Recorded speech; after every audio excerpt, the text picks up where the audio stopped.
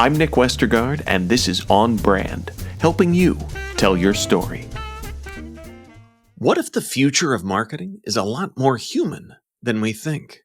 Today's guest, Mark Schaefer, has been shaping that future for decades, and he was actually on this show 10 years ago. So this is part reunion, part masterclass. Mark's a futurist, best-selling author, Rutgers faculty member, and Drucker-trained strategist whose ideas guide brands from Adidas to the U.S. Air Force. His 10 books and his top-ranked show, The Marketing Companion, have become industry staples. He's also a longtime friend who somehow manages to push your thinking and make you laugh at the same time.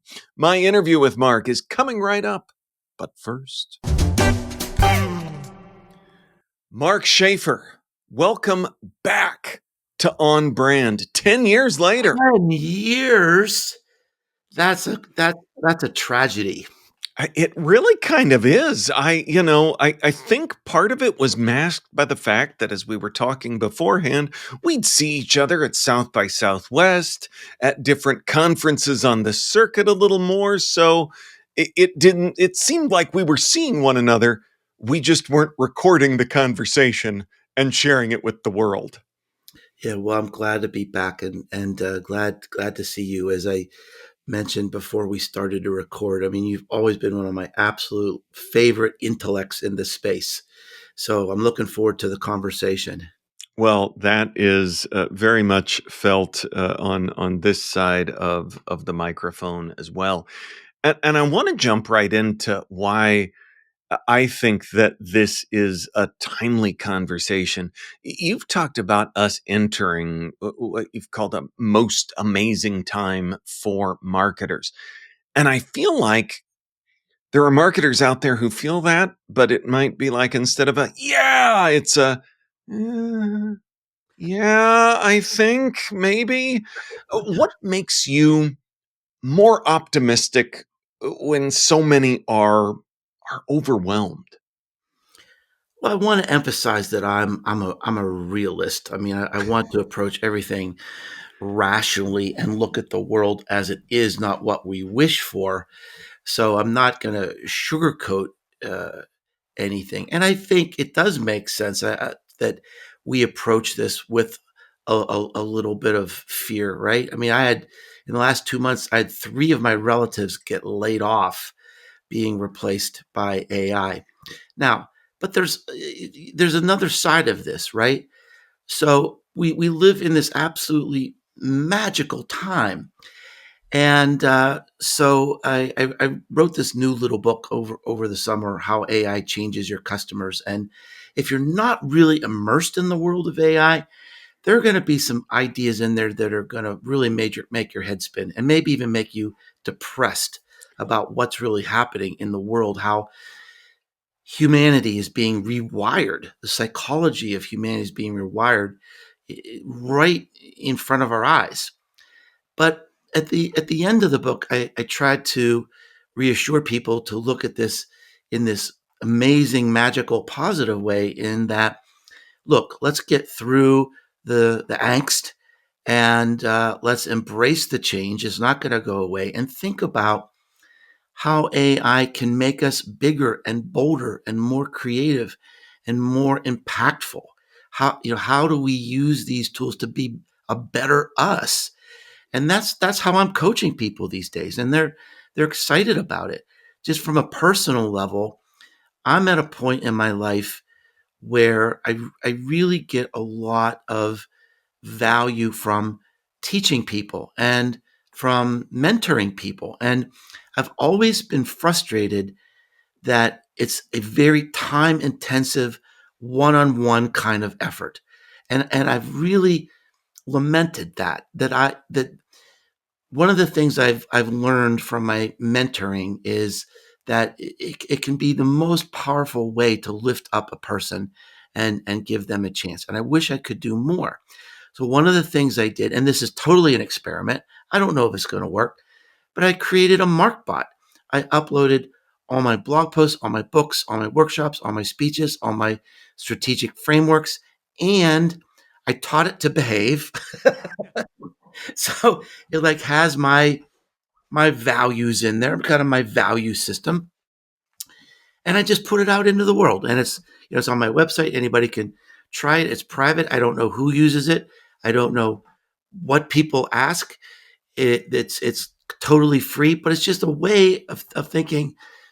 How can I use this technology to scale teaching? To maybe this is going to touch someone. I mean, one of the things about me is that I never say no when someone needs help. Answer, like, even if it's a high school kid working on a paper, I never say no, because you just never know when that little bit of time is going to send a positive ripple through history. Maybe that's going to change that person's life in some little way.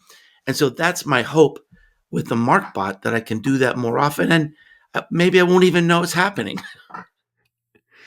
Well, and I can attest to someone who shows up in your inbox every now and then that you do are always there with an answer, but it brings up a challenge because for a lot of individuals today that are the human core of their business, that is famously hard to scale. So it does seem like there's some opportunity here as well. Yeah, How yeah, do I we think so. how do we still scale it while preserving the human connection angle? Is that possible? I'm not even sure I phrased that question right. Yeah, and it's a good question. It's a Thank you. profound question, even though you were awkward in your phrasing of it. I know. I know. I And speak thank I you. speak fluent Westergaard, so I can get it. But so you when you opened the show and introduced me, you talked about how I've sort of been an advocate for human based marketing, and sometimes when I hear that, I kind of cringe because it's just so overused. And I think it's almost like people are kind of hiding behind that in a fear of AI, thinking, oh, well, it's never going to replace humans. It's never going to be able to do what I can do. And, that may not be true. And uh, my phrase that I use a lot in my workshops and in my speeches is, and I believe this with every fiber of my body, that the most human company wins. The company that you can copy everything. You can copy ingredients, you can copy advertising, but you can't copy how you treat people, how you show up for your customers and potential customers.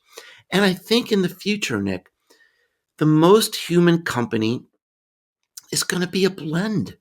It's going to be a blend of humans and AI. AI, look, AI. One of the relatives that got laid off was in customer service, and every time I would see her, she would tell me about some stupid customer story.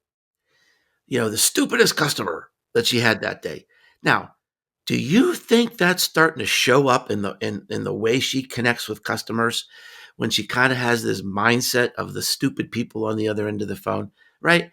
So maybe it's a good thing that she lost her job and she's being replaced by someone that will get, some non-human entity that is never tired, never irritable, never impatient, never feeling sick, will always try to get you the best answer as fast as it can. And it's not always the right answer, but it can help a company be more accessible, more friendly, maybe even more intimate in some ways. And I think the real issue is going to be, and we're going to be seeing this, mark my words, especially in 2026 as we go into this upcoming year. What happens typically with companies? A new technology, a new enabling technology appears and they over-index, right? They've got to, do as much AI as possible, reduce many people as possible, and they're going to go too far. We're already starting to see this a little bit. And so my advice is to really think about, what are you known for? I mean, what is your brand? And if you cut too deep on the humanity, that may screw up everything. Because remember what I said, that's the only thing their customers, your competitors really can't copy. Maybe when everybody's moving toward more AI, maybe you need to keep a little friction in there. Maybe that's the thing that's going to make you special. As we move forward, the human touch will be a luxury. So make sure you don't screw it up.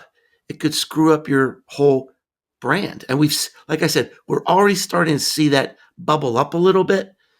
There was a recent problem with Allstate and the way they handled a transition to AI that completely infuriated their customer base. And we're going to see more of that in 2026. So just be careful. On Brand will be right back after this. Good baseline. Now, back to the show. I really like that point, and I feel like it's an easy one to miss. Mm. The going too far. Where's the line that you cross? Oh, it was right behind you. And I feel like you mentioned what's unique about your brand, and I do think it reminds me a lot of branding conversations, because a lot of times there's organizations that end up sanding out the rough edges that make them interesting, and I think it's the same thing that you're talking about, because it is that a lot of times a very human, very emotional connection. Eh, Is there any process for not missing that, for not going too far?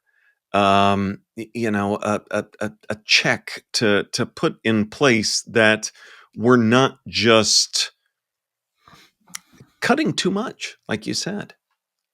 You know, I one of the sort of the rules of thumb I have is when people ask me about the best marketing companies, I say, look at the best managed companies. Usually the best managed companies do everything well. And we can look to those, I think, for leadership on some of these issues. I'll tell you a little story. I don't know if I've ever told this story, uh, and it's not really an AI story, but I think it fits. So many years ago, I was in the the metals and mining business, and we had come up with this new type of aluminum, or for your European listeners, aluminium, that resisted dirt and grease. So, I mean, it was like magical. It had this coating on it and it just never looked dirty. So you think, okay, who's a great customer for this? So we thought Harley-Davidson. So we went to Harley-Davidson and we did a demonstration, and we actually met I guess it was the president or the CEO of Harley-Davidson. I think it was like the grandson of Davidson or something. And I mean, this is a person that lived and breathed this business, that just, it was in his bones. It was in his DNA. He knew his customers so well. So he looked at this product that resisted dirt and grime, and he said, you don't understand. We want our bikes to get dirty because our customers love cleaning their bikes. That's how they engage with the product. It makes them feel useful. We don't want to take that friction out. Now, this is a good example of what I'm talking about. This is a well-managed company. This is leadership that knows their customers maybe better than they even know themselves. And he knew when to leave the friction in. Yeah. And I will look for examples from the best managed companies to know, when to leave that human component in. And there's another subtle thing in this, that this is going to be an existential issue for our customers, that as AI takes over more and more, we're leaving our decision making to AI. AI is solving arguments between me and my wife. People are going to AI to decide what college to go to, what city to move to, who to marry. I mean, big decisions, right? And AI is so good and it seems to be so ubiquitous and all knowing that a little bit of friction and making our customers feel useful in this world where AI seems to be taking over, that could be an interesting advantage. Well, I think that one, you said, I've never told this story, and I'm not sure, but I think it fits here. I think it absolutely fits here. And I think one of the key dynamics, in addition to what you were talking about, is they understood their customer and their customer's relationship with their brand. And I think that's even another step. I don't think there's few that know their customers as well as they potentially could. But beyond that, what that relationship actually looks like and what it means. And for something as easy to, I mean, that's a great example of what I was asking for, of something that's easy to miss that could easily get lost in innovation and continuous improvement from technology, even predating AI, as you talked about there, but something that means something to people. I mean, I think this is a time for marketers to defend the brand. A marketer is a protector of the brand. And I mean, this is a lesson I learned, long ago when I was in the manufacturing world, working in B2B marketing, and you are under all kinds of pressure from the manufacturing people and from the salespeople to do this or do that or cut corners. And, and my boss instilled a real sense of bravery and courage in me that, look, we're calling the shots. We defend the brand, and we're not going to let some other part of the organization deteriorate our brand that's going to hurt us, either in the short term or the long term. And AI can be an enabler of the brand. AI can help you be more of of how you are at your best. If you're known for creativity, maybe it can make you more creative. If you're known for your speed of response, then maybe that's where you can focus to make your brand even stronger. But whatever you do, don't let technology get in the way, and be ready to defend your brand when when your company is maybe over indexing and pushing it too far. So speaking of defending brands and adapting one's brand, I'm going to ask you something that I'm not sure I've ever asked you, but I always marvel whenever we're talking because it's back when I was in manufacturing and in B2B and different goods, and you've had so many different chapters, or to channel Taylor Swift, eras of the Mark Schaefer And I'd like career. to use this to announce my Eras tour, Nick. Yes, it's And happening the finally. costume changes are breathtaking. But as we talk about, people being replaced by AI, you've been at this for a long time and seen many different things and even different waves of technology. You and I meeting with the social media revolution and, Yeah, and yeah. everything else. How have you navigated that in what I think is a pretty effective way, even in the time that we've known each other, but also everything that came before that? I think your answer to this question would be interesting to folks looking at careers pretty differently today. I've been reflecting on this a lot. I've had a very weird career because I'm not really known as the LinkedIn guy or the social media guy or whatever. And arguably, I've left a lot of money on the table by not really specializing. I'll give you an example. So in 2012, let's see, was it? Yeah, actually, I wrote the book in 2011. Um, it was called Return on Influence. It was the first book on influence marketing, and it was published at a time that nobody was even using that term. And the book came out in 2012, and I predicted in 2 years' time, 2014, influence marketing is going to become a mainstream marketing event. And if you go to Google Trends and put in influence marketing, you will see the hockey stick start in 2014. Now, here I was. I was on I caught the wave of this big idea. I wrote the best-selling book. It was, I had this was the traditional days of publishing when they actually put marketing firepower behind books. Rest in peace. Mhm. And so, like, I was in the New York Times, and I was on the Wall Street Journal. I was on the CBS News, and I entered the national stage. And I could have been I could have had the first influence marketing agency. I could have been the go-to guy. And I did a little bit of work after I wrote the book, but I dropped it because I would have been bored out of my mind if I was only doing one thing. So the defining trait of my career, and it's been an unusual type of success, but it has been driven by curiosity. I love to learn, and I'm driven by curiosity, and I've been that way through my entire career.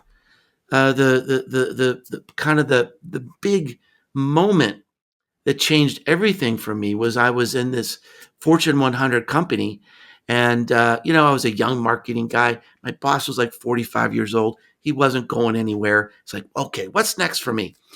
And there was this new thing happening called the internet. And I went to my boss. I said, I think there's some business applications here. I'd like to experiment with this. I would like to put an AOL account on my expense account. And after much debate, he relented. I was the first person in this Fortune 100 company to have an internet account. And so, long story short, I had some ideas that worked. And as the company said, we've got to institutionalize this on an enterprise level. Who should lead this? Well, I was first. And so I got to lead this enterprise level and was really an internet and intranet pioneer in the corporate world. And then I got immersed in social media, and those were the days, I first connected with you. And then it's like, okay, wow, the power in the world is changing because now we can all create our own content. Influence has been democratized. And I got excited by that idea. And I wrote this book on influence marketing. Well, wow. What happens when everybody's creating content? There's too much damn content. And so then I talked about content shock and got into the content code. Okay, well, wow, that works. How do we do that for ourselves? So then I got interested in personal branding. And it just goes on and on and on and on and on. And so, the books have been part of the career, and the books have sort of driven the speaking part of my career. And I think what it's done, Nick, is it's propelled relevance. And so I think that is what has really propelled my career instead of niching into something. And let me say one more thing about this.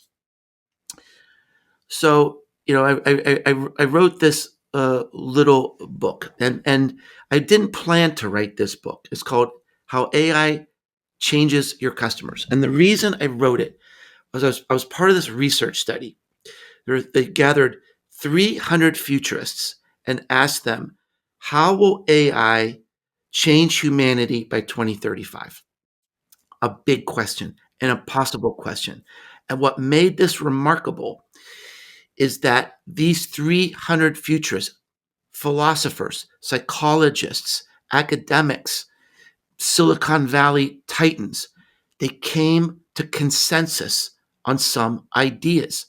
And we are literally being rewired. Now, we're abdicating a lot of our agency to AI. And here is the personality trait that I think will help human beings win going forward. And that trait is curiosity. And here's why. If you're a curious person, AI is like your gold mine. It's an encyclopedia for you every day. If you're not a curious person, you're just going to go to AI to get the grade, to get the answer, to get the grade and leave. And you're not becoming wise. You're abdicating your agency to grow to AI. And what's happening today, I think a lot of people, they just want the easy way out. Maybe that's part of humanity. I don't know. But a lot of my colleagues that are working for big companies are saying, we don't know what we're getting out of colleges today. A lot of these people, they don't know anything because they're not doing the hard work. I could have used AI to write my book, but I wouldn't have gained that wisdom that allows me to talk about it and consult about it and teach about it and give a speech about it. And so those who are willing to be curious and to do the hard work, those are the ones that will thrive in this new era. And the ones that just want the quick answer, they'll wither away. Well, I love that answer and the connection to the through line, because I think you are a case study that is exemplary of that. Well, Mark, our conversation has made me smile many times, and I am so excited to ask you for a brand that has made you smile recently. Well, there's a brand that absolutely has delighted me, and if you haven't looked at Nutter Butter recently, this is a good time. I encourage everyone to go to YouTube and do a search for Nutter Butter videos. And what they're doing, first of all, let's set the stage. Nutter Butter is a forgotten brand, right? I think it's number 6 or 7 in cookie sales. It's probably something we got in our lunch when we were kids and then promptly forgot about it. Well, they've got nothing to lose. And the reason I love them so much is because I wrote this book about a year ago called Audacious, which talks about how boring most marketing and advertising is. And the world is waiting for you to shake it up. And if it's, the example that I love the most is like pizza. So pizza should be crazy. Pizza is a celebration. Everybody loves pizza. Pizza should be fun. What's the most creative thing in pizza marketing? Nobody out pizzas the Hut. What in the world does that even mean? The bar is so low for creativity. Now, here comes Nutter Butter. They're creating videos on TikTok. I kid you not, it is an LSD fever dream. You will watch these videos, and no two are alike. They kind of have repeating characters, they kind of have repeating phrases. There's a storyline in there somewhere that people are trying to figure it out. It's going to be amazing to see how they sustain this and maybe integrate it into their traditional ads and packaging. But they have tripled their sales in the last 12 months. And it just appeals to this sensibility, especially with young people today. They just want something weird. They just want something just like challenge me, shake it up, quit showing, glasses of milk in your ads for cookies. Do something else. So there's no way I can describe these videos. And when you see them for the first time, you'll understand why. But it's working. And to me, it's such an inspiration. Well, I love it. I have not thought about Nutter Butters in a while, and I am eager to check this out. Mark, where can folks go to learn more about who you are and what you do? Well, it's pretty easy. You don't have to remember my name, let alone how to spell it. Schaefer's a hard one. But all you have to remember is businesses grow. That's my website. Go to businessesgrow.com. You can find my blog. You can find the books we mentioned today. You can find my social media connections. I'd love to hear from your listeners. If you're a friend of Nick, you're a friend of mine. Well, that means a lot. And we will link up to all of that in our show notes, which folks can find at onbrandpodcast.com. Mark Schaefer, thanks for coming back and being on brand with us. Thanks, Nick. On Brand is part of the Marketing Podcast Network. If you like what you're hearing, if we've made you smile, you can always listen free on Spotify, Apple Podcasts, or whatever your favorite platform may be. And please take a moment and rate and review the podcast to help others find the show. Until next week, I'm Nick Westergaard, and I'll see you on the internet.